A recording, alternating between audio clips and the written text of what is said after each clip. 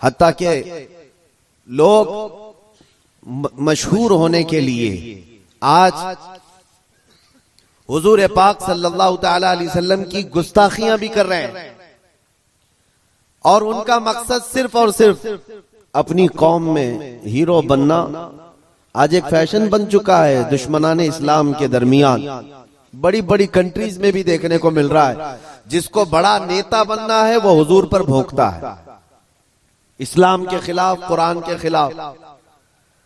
उन जालिमों को कभी डूब कर मर कर सोचना चाहिए। हिंदुस्तान ही की अगर मैं बात करूं, मुझे तो मेरी इस अदा पर भी फख्र है कि अल्लाह ने मुझे अगर कुछ अता किया है तो मेरे रसूल के सदक़े में अता किया। बहुत सही। किसी दूसरे पे भौंक कर तो मशहूर नहीं हुआ, तुम्हारी किसी किताब पे बोल के तो नहीं आया, ना तुम्हारे धर्म पे बोल कर आया, ना तुम्हारे किसी गुरु घंटाल को बोल के आया। मुझे मेरे मुस्तफा की इज्जत से अल्लाह ने इज्जत दी, और उन्हें यह सोचना चाहिए तुम्हारे पास रखा कुछ है ही नहीं जिसको बोलकर तुम दुनिया में पॉपुलर बन सकते। तुम्हें पॉपुलर बनने के लिए भी मेरे नबी का वास्ता लेना पड़ रहा है। बदनामी से भी नाम चाहते हो, दुनिया में अगर कुछ नाम करना है बदनामी के जरिए से, तब भी मेरे नबी के नाम पर भोंकते हो। आज ऐरा गैरा नत्तू खेरा जैसा भी हो, इस्लाम के बारे में कुछ कह दे तो उसको चंद लोग हीरो बनाते हैं, और उस पागल को ये नहीं मालूम कि ये 4 ही दिन का हीरो होता है। जो ये खिलाफ भोंकता है हुजूर की शान में या इस्लाम के खिलाफ, उसे ये एहसास नहीं होता कि वो उसकी मिसाल ऐसी है जैसे बैलगाड़ी के नीचे जो कुत्ता चल रहा होता है। सही बात है। उसे कुत्ते को ऐसा लगता है कि पूरी बैलगाड़ी मैं चला रहा हूं। थोड़ी देर के बाद बैलगाड़ी निकल जाती है, तब उसे पता चलता है कि कोई बैल चला रहे थे। तो ये इन लोगों की मिसाल ऐसी कि उन्हें ऐसा लगता है कि अब सारी दुनिया मेरी है। हमने अपनी आंखों से देखा, और आपको भी मैं बताता हूं, रिसेंटली हमारे इसी देश में उन कुत्तों का हशर अभी क्या चल रहा है वो भी आपको पता है। जिन्होंने इस्लाम, कुरान और मेरे आका की जात को निशाना बनाया, खूब भोंकते रहे, आज वो किसी पेपर के कोने में भी नजर नहीं आते। दूसरों की बात तो छोड़ो, दूर दराज तो छोड़ो, अपनी कौम में ही नहीं पूछे जाते। वो राफजी कुत्ता जो अपना दीन बदल कर निकला था, इस्लाम भी बदल लिया, नाम भी बदल लिया, धोती पहन करके निकल कर चंद महीने उनका फुजला खाता रहा, उसके बाद वहां से भी किक मार करके निकाल दिया गया। और उसके बाद आज हालत क्या है। इसीलिए मेरे अजीजों याद रखो, दुनिया की चंद चकाचौंध को हासिल करने के लिए इन्होंने मेरे नबी को निशाना बनाया। लेकिन एक बात मैं बताऊं, आज से 1400 साल पहले नबी पाक सल्लल्लाहु ताला अलैहि वसल्लम की शान में हस्सान बिन साबित ने कहा था, या रसूल अल्लाह, आपसे ज्यादा हसीन मेरी आंखों ने देखा, सुभान अल्लाह, सुभान अल्लाह, आपसे ज्यादा खूबसूरत किसी माँ ने जना नहीं। उन्होंने हुजूर की तारीफ की थी, अल्लाह ताला ने उनका नाम आज तक जिंदा रखा है। सुभान अल्लाह। हुजूर की शान में तारीफ करने वाले, बाकी जो भौंकने वाले थे उनके तो नाम भी याद नहीं लोगों को। जो इस्लाम के खिलाफ दसीसाकारियां करते हुए अपनी जिंदगियां तबाह कर गए। मैं आपसे पूछता हूं, जिसने बगदाद में मुसलमानों की खोपड़ी से मीनार बना दिया था, वो चंगेज और हलाकू, इनकी कब्रें कहां हैं? जरा ढूंढ के दिखाओ। इनके निशानात कहां हैं? इनकी औलादें कहां हैं? इनके तारीख में वो मकामात क्यों नहीं आज? लेकिन आज हिंदुस्तान ही नहीं, दुनियाए इस्लाम के जिस खित्ते में भी जाओ, हुजूर पाक सल्लल्लाहु ताला अलैहि वसल्लम के इश्क में बोलने वाला इमाम अहमद रजा हर जगह बोला जाता है। वाह वाह वाह वाह वाह वाह वाह। इमाम अहमद रजा का चर्चा हर जगह होता है। क्यों होता है? इसलिए कि उस आला हजरत ने अपनी जिंदगी हुजूर के इश्क में फना कर दिया था। इसीलिए उन्होंने कहा था, या रसूल अल्लाह, कि जान की इक्सीर है उल्फत रसूलुल्लाह की, खाक होकर इश्क में आराम से सोना मिला, जान की इक्सीर है उल्फत रसूलुल्लाह की।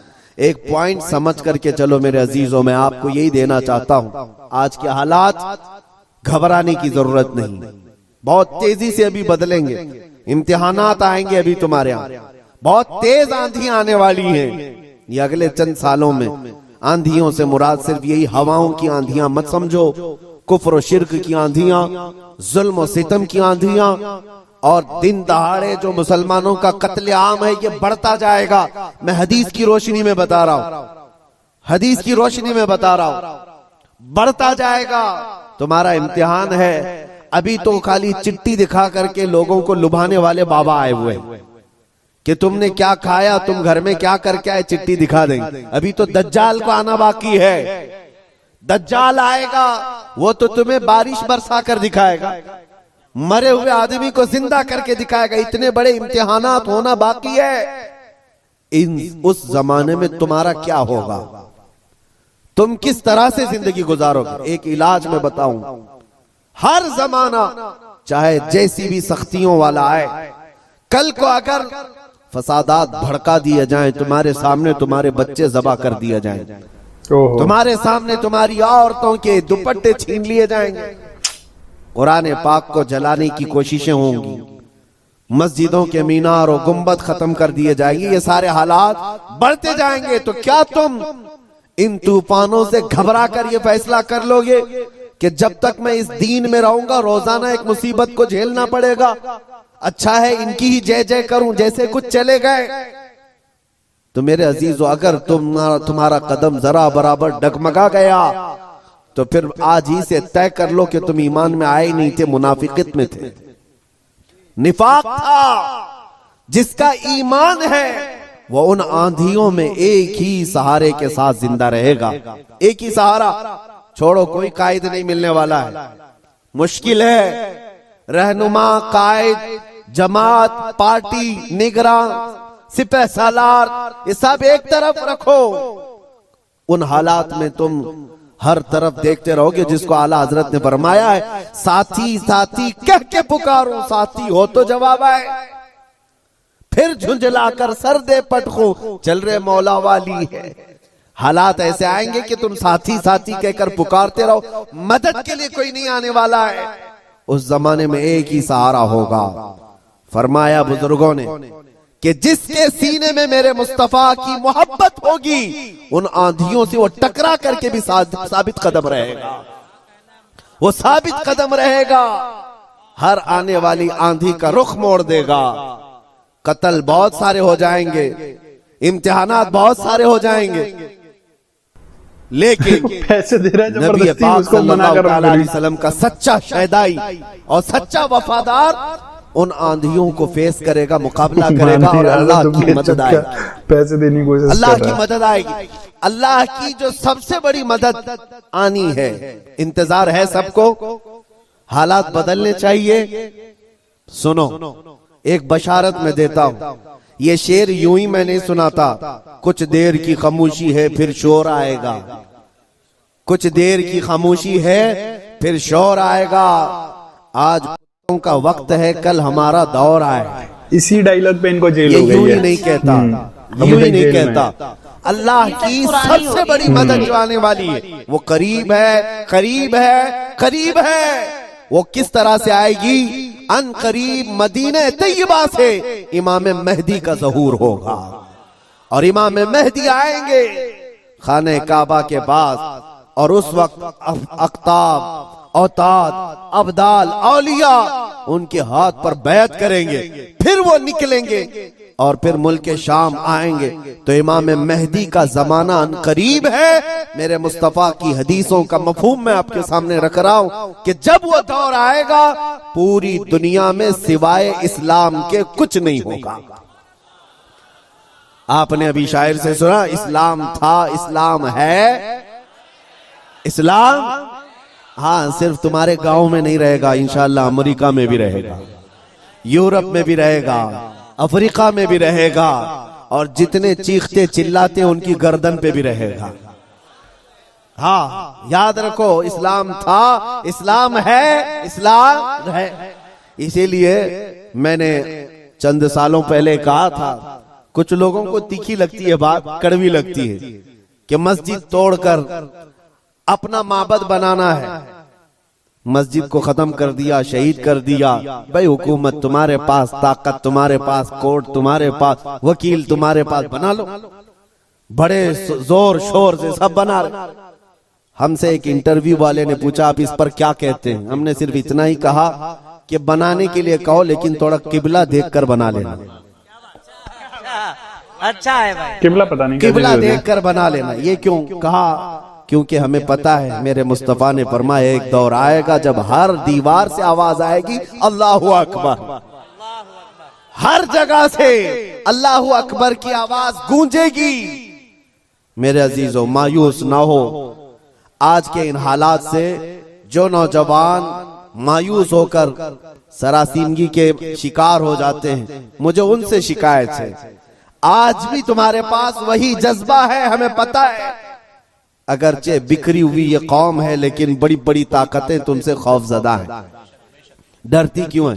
गरीब मुसलमान देहात में रहते हैं, कामकाज नहीं है, इनके पास तो जायदादें नहीं, इनके पास नौकरियां नहीं, इनके पास फौज नहीं, लेकिन मीडिया की जीनत तुम ही तो हो। कितने चैनल ऐसे हैं जिनमें हमारा नाम लिए बगैर तो दुकान नहीं चलती। हकीकत है या नहीं?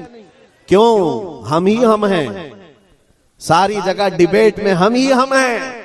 कुछ बात तो है कि मिटती नहीं हस्ती हमारी। इकबाल ने कहा है, कुछ बात तो है कि मिटती नहीं हस्ती हमारी, सदियों रहा है दुश्मन दौरे जमा हमारा। लेकिन मेरे अजीजों, वो वक्त आएगा, वो वक्त आएगा जब तुम्हारा इश्क मचलेगा और तुम अमली मैदान में आओगे और नबी पाक सल्लल्लाहु ताला अलैहि वसल्लम का नारा बुलंद होगा। क्योंकि कुरान का वादा है, हुवल्लज़ी अरसला रसूलहु बिल हुदा व दीनिल हक़ लियुज़हिरहु अला दीनि कुल्ली। वो अल्लाह है जिसने अपने रसूल को हक के साथ भेजा है ताकि वो अपना दीन पूरी दुनिया में गालिब फरमाए। दीन पूरी दुनिया में गालिब आएगा। किसी को बुरा लगता है लगे, कुरान ने खुद कहा, वलो करिहल काफिरून वलो करिहल मुशरिकून। कुरान ने खुद कहा है, मुशरिकों को अगरचे बुरा लगता हो, लेकिन दीन गालिब आएगा। उसके गलबे का वक्त अल्लाह हमें दिखाए। बस हमारी तमन्ना ये है कि आज मगलूबियत का जमाना है, हम मारे जा रहे हैं, पीटे जा रहे हैं। ऐ अल्लाह, वो दौर भी दिखा जब इस्लाम का गलबा आ जाए, जब निजाम मुस्तफा हो, हर जगह रसूल करीम सल्लल्लाहु ताला अलैहि वसल्लम की शरीयत तैयबा ताहिरा का दौर दौरा, वो दौर आएगा। अजीजा ने गिरामी वकार, दो चंद बातें मैं अर्ज करता हूं जिनको ऐसा लगता है कि इस जमाने में हमारे साथ अगर कुछ हुआ तो क्या होगा? कुछ नहीं। क्या सहाबा की जानें नहीं गई? क्या हुजूर पाक सल्लल्लाहु ताला अलैहि वसल्लम के खानदान वाले अहले बैत अतहार, उनकी जानें नहीं गई? इस दौर में अगर हम जैसों का कुछ होता है तो वो सहाबा के पैर के नाखून के बराबर भी नहीं है। हमारी हैसियत कुछ नहीं है। जब रसूलुल्लाह सल्लल्लाहु ताला अलैहि वसल्लम के सगे चचा सैयदुश शुहदा अमीर हमजा मैदान ओहद